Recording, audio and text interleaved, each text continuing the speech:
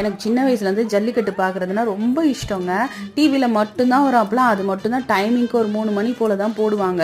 அதை மிஸ் பண்ணால் பார்க்கவே முடியாது. இப்போ அப்படி இல்லை, நினச்சா நம்ம ஃபோனில் எப்போ வேணால் பார்த்துக்கலாம். எல்லா சேனல்லையும் பார்க்க ஆரம்பிச்சாச்சு. மாடு வந்து அப்போல்லாம் மாடு இல்லைன்னா விவசாயமே கிடையாது. விவசாயம் நல்லா நடந்தால் தான் நம்ம 3 வேளை உட்காந்து நிம்மதியாக சாப்பிட முடியும்.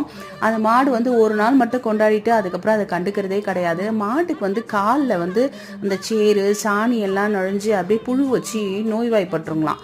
அதே மாதிரி தான் ஆடு கோழி எல்லாமே. அதனால வந்து அதுக்கு எந்த நோயும் வரக்கூடாது சொல்லி வருஷத்தில் ஒரு நாள் அந்த மாட்டு பொங்கல் அன்னைக்கு நான்வெஜ் செஞ்சு மாரியத்தாவை வணங்குவாங்களாம். அது நல்லா ஆரோக்கியமாக நல்லபடியாக இருக்கணும், எப்பவுமே உழவு தொழில் நல்லபடியாக நடக்கணும் அப்படின்னு சொல்லிட்டு சாமி கிட்ட வேண்டிக்குவாங்களாம். அதுதான் நம்ம இன்னுமே ஃபாலோ பண்ணிட்டு இருக்கோம். எப்பவுமே வாயில்லா ஜீவன்களை வந்து நம்ம எப்பவுமே அன்பு காட்டி நேசிக்கணுங்க. அது அன்பு வந்து அளவில்லாதது. அவ்வளோ அன்பு காட்ட நம்ம கிட்ட திருப்பி நம்ம கொஞ்சம் காமிச்சா போதும், நிறைய காட்டாது. எப்பவுமே ஆரோக்கியமாக இருக்கணும், சாமி கிட்ட வேண்டிக்கிறேன்.